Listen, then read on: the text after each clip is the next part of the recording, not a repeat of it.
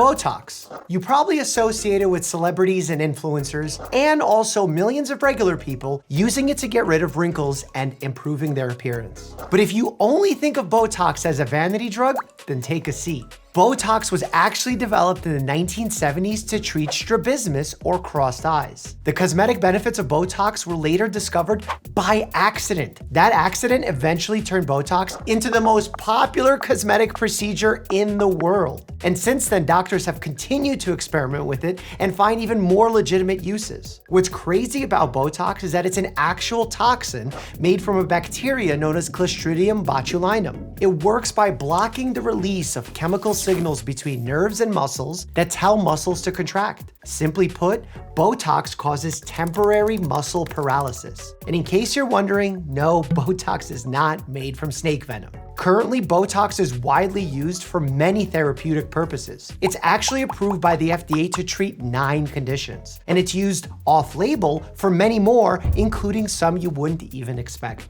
Off-label prescribing is when a doctor gives an FDA-approved drug for a condition other than what it has been FDA-approved for. Throughout the video, pay attention to one of these stickers popping up symbolizing which category each condition falls under. Oh, and while we're consistently saying Botox this, Botox that, it's important to know that Botox is just a brand name product. It's actually one of 5 botulinum toxin injectables on the market. Compared to its competitors though, Botox is FDA approved for the highest number of medical uses, and because the term Botox is so widely known, we'll use it as a generic catch-all for this whole category of drugs throughout this video. It's similar to how you might say Kleenex to mean tissues, or Google to mean searching for something online.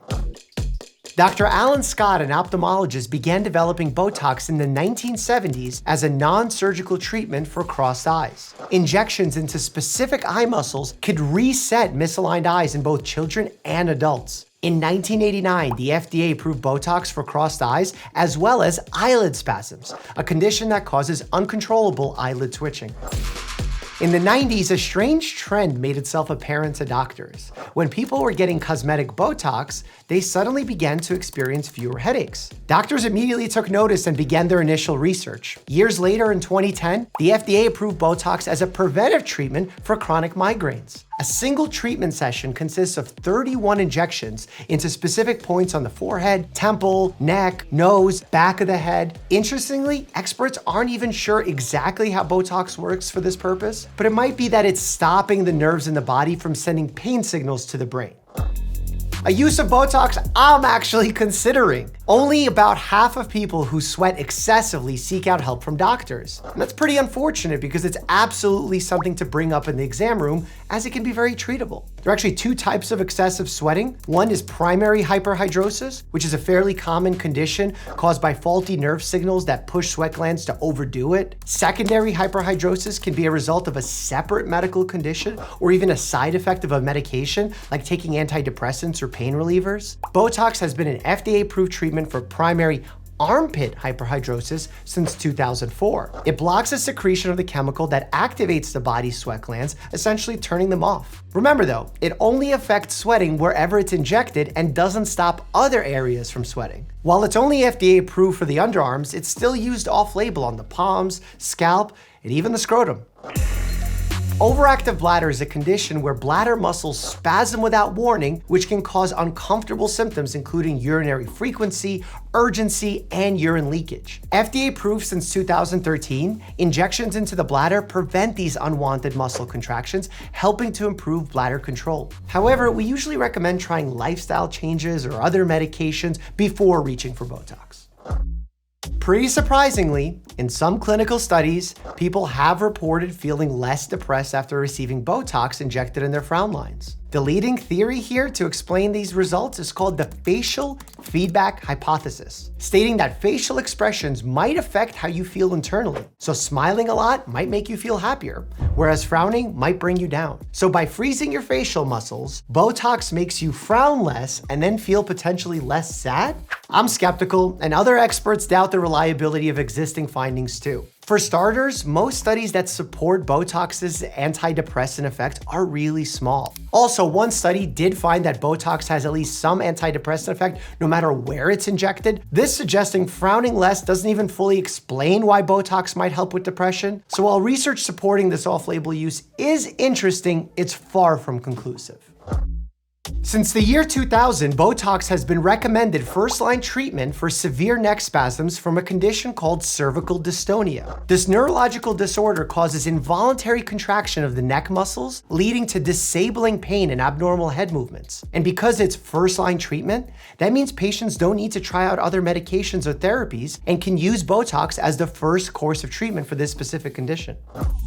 Muscle spasticity is a common issue for people with neurologic conditions such as multiple sclerosis and cerebral palsy, as well as survivors of stroke and traumatic brain injuries. It causes tension and involuntary movement in muscles because abnormal or damaged nerves send signals to muscles to stiffen and spasm. Botox prevents the release of those signals, which allows the muscles to then relax. It's ideally used when spasticity only affects a few muscles, as otherwise there would just be too many injections.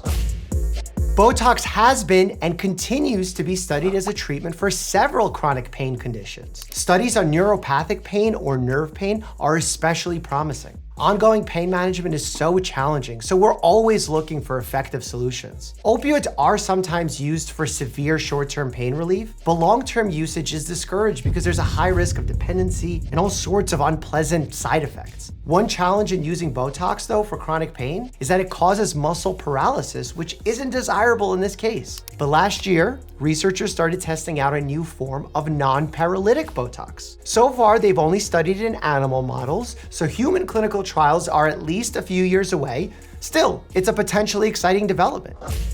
Some studies have found that Botox injections into the nostrils can reduce nasal allergy symptoms like sneezing, itching, and congestion. However, a level of skepticism might be warranted here as it's hard to find recent research on this off-label use. Also, there's something called Haytox. It's a botulinum toxin nasal spray marketed to treat hay fever, and it started gaining traction last year in Australia. Many Australian medi-spa websites talk about Haytox as though it's a well-established treatment. But the agency that regulates medications in Australia, the TGA, put out a warning recently that the product is not currently approved. The condition vaginismus causes involuntary vaginal contractions, which can make sex really painful. Botox injections into the walls of the vagina can help relieve this pain by stopping those contractions. Results from a handful of clinical studies are encouraging so far, but experts say more research is needed to figure out, among other things, the correct standard dosage. The effects of this treatment can last anywhere between 6 months and a couple of years, as it truly depends on the person. If you look at yourself in the mirror and see any of the skin changes from this next video, do not ignore them. Click here to check that out. As always, stay happy and healthy.